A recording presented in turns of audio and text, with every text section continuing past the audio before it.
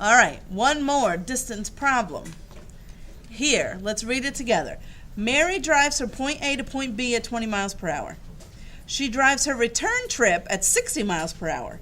If she spent a total of 4 hours driving, how long did it take her to get from point A to point B? All right.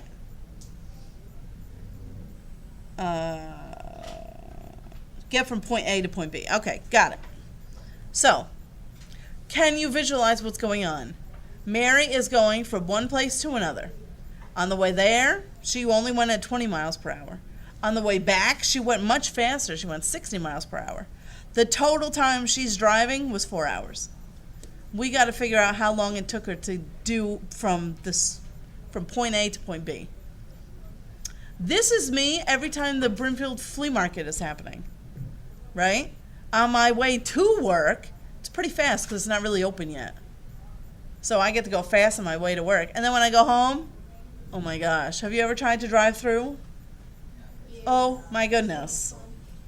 It's the same distance from my house to work is the same distance. The distance isn't changing, but the speed that I can go is way different, right? So let's figure this out.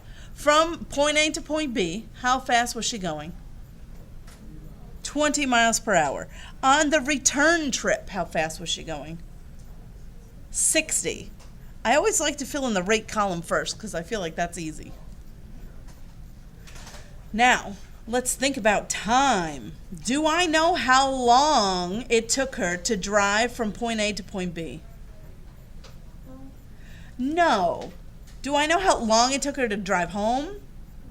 No, but what do I know about the time? 4 hours altogether, right? So there and back all together was 4 hours. So I don't know how long the trip there took me, so I'm going to have, again, T is going to be time in hours. I don't know how long the time there took me. I'm going to call that T. But you know something about how to express the way back. Grace, what do you think?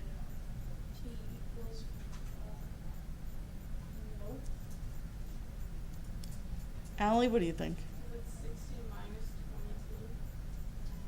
22. No. No, good guess though. May D? 4 minus T. This is just like the coins we were talking about the other day. I know it took her 4 hours altogether to go there and back. I don't know how much of that time was spent going there. I'm going to call it X or T, whatever. But the time that's left over is just 4 minus however long it took her to get there. Does that make sense? 4 minus T. I don't know how long she spent going there. I don't know how long she took to come back either. I just know that in all, it was 4 hours. So if on the way there was T, that means 4 minus T is left to be on the way back. Are we okay? Be careful. I know, it's weird. What do you do once you fill out the rate and the time column?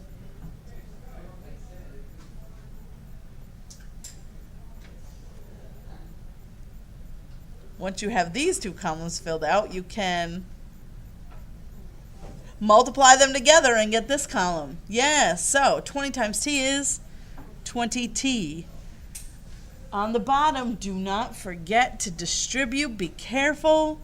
So that would be 240 minus 60T. You with me?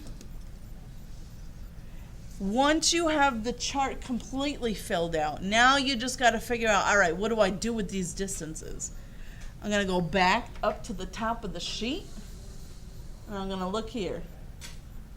Is this a situation where people are driving opposite directions? No. Is this a situation where someone left and then someone's trying to catch up to them?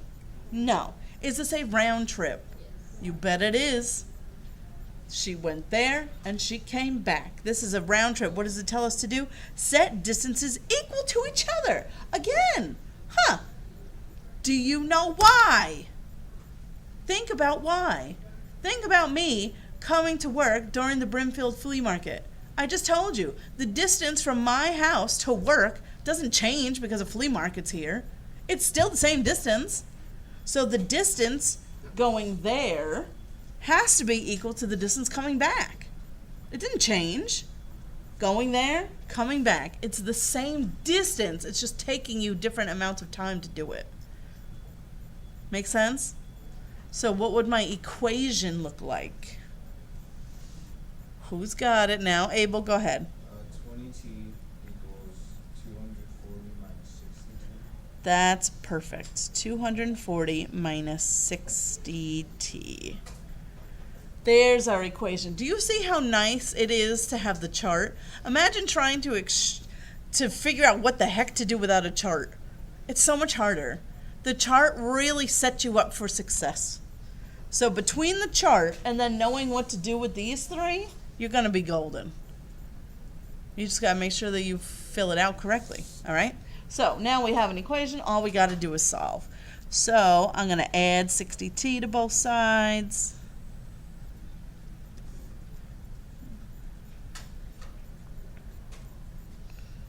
Divide by 80. What did you guys get for t?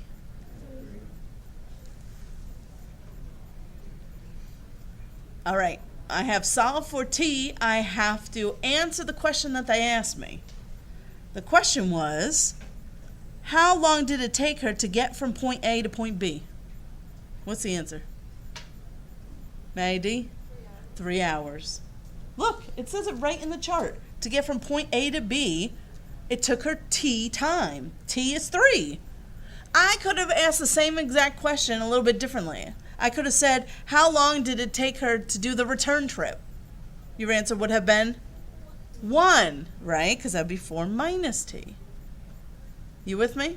Yep. I know that. Sure, go super, super, super fast. Does that make sense? So they asked me, how long did it take her to get from point A to point B? The answer is going to be 3 hours. It took her 3 hours.